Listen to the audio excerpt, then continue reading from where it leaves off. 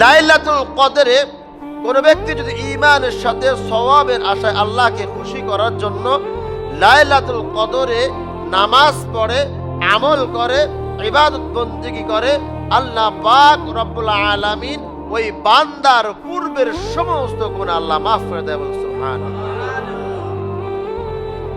তো রাসূল সাল্লাল্লাহু আলাইহি ওয়াসাল্লাম অন্য এক হাদিসে বলেন, যখন লাইলাতুল কদর শুরু হয়, জিবরাইল আলাইহিস সালাতু ওয়াস সালাম লক্ষ লক্ষ ফেরেশতা নিয়ে জমিনে পৃথিবীর বুকে আগমন করেন।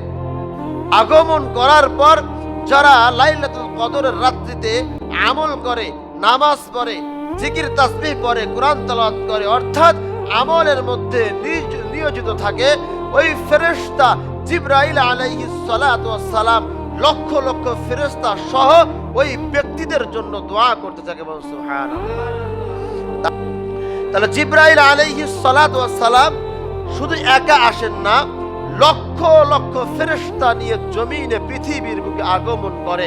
কারা লাইলাতুল কদরে নামাজ পড়ে, কারা এই রাত্রিতে ইবাদত বন্দেগী করে, তাদের জন্য লক্ষ লক্ষ ফেরেশতা নিয়ে তাদের জন্য দোয়া করতে থাকে। তোমরা শেষের দশকে বেজর রাত্রিতে তোমরা লাইলাতুল কদর তালাশ করো। শেষ দশকে বেজর রাত্রিতে তোমরা লাইলাতুল কদর তালাশ করো। 21, 23, 25, 27, 29 রাত্রিতে তোমরা লাইলাতুল কদর তালাশ করো। হতে পারে কোনো এক তারিখে, কোনো একদিন এই বেজর রাত্রির মধ্যে কোনো এক রাত্রি আল্লাহ পাক রব্বুল আলামিন কদর রাত্রিতে আপনার কদর কেটে যেতে পারে। এজন্য আমরা শেষের দশকে আমি আপনি বেশি বেশি ইবাদত বন্দেগী করব, নামাজ পড়ব, আমল করব, কোরআন তেলাওয়াত করব।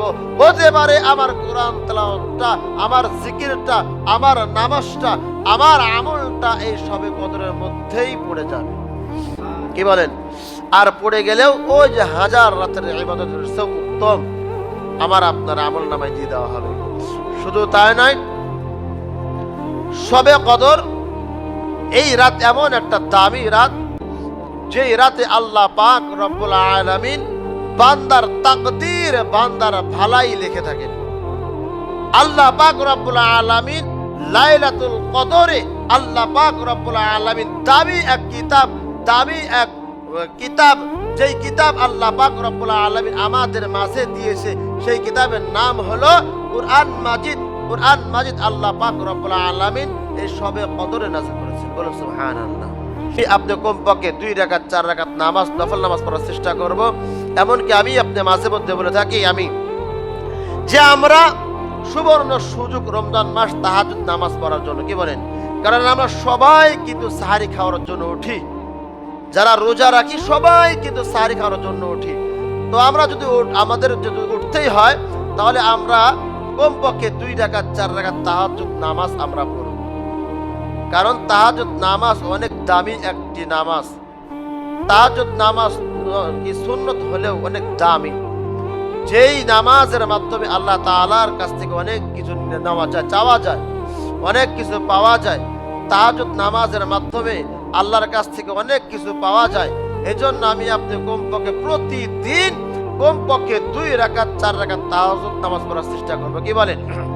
বাকি যেগুলো দিন আছে আমরা কেউ বাদ দেবো না তাহাজ্জুদ নামাজ পড়া। নিজে পড়বো, আত্মীয় স্বজন ফ্যামিলিতে যারা আছে, স্ত্রী, মেয়ে বা বোন যারা আছে, সকলকে বলবো যে আমরা যেন কমপক্ষে 2 রাকাত 4 রাকাত তাহাজ্জুদ নামাজ পড়ি।